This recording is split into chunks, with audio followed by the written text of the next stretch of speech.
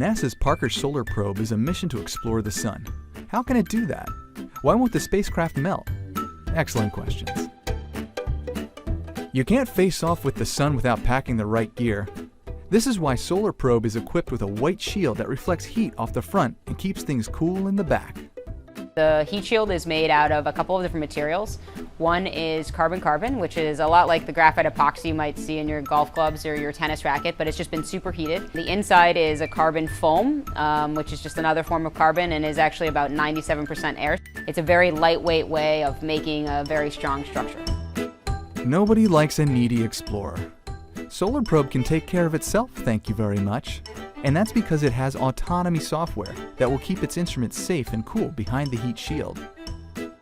We're too far away to joystick it into place, so it basically has to always be sensing whether or not the heat shield is in the right position and correct itself if it isn't. There are these things called solar limb sensors that are just poking out at the very edge of the shadow, and if those get illuminated, the spacecraft knows, oh, I'm going the wrong direction, and can actually right itself.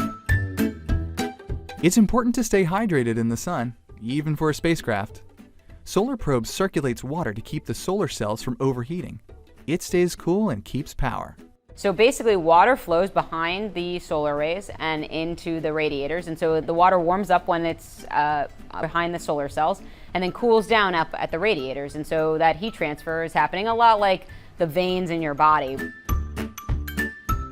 Yes, you read right. Heat is not the same as temperature. Temperature is a measurement, but heat is energy transfer. This matters because Solar Probe will be visiting the sun's outer layer, the corona. Like all stars, the sun is made of plasma. How tightly packed that plasma is depends on the layer. While the sun's corona has a very high temperature, the plasma particles are fairly spread out. So even though the temperature in the corona is 2 to 3 million degrees Fahrenheit, the heat around the spacecraft is manageable.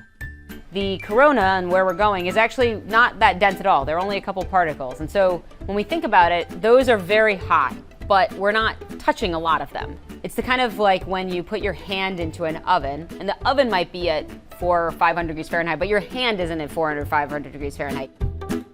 Thanks to its design and destination, this cool, confident spacecraft is all set to explore. We can just sit back and chill as Parker's Solar Probe takes the heat.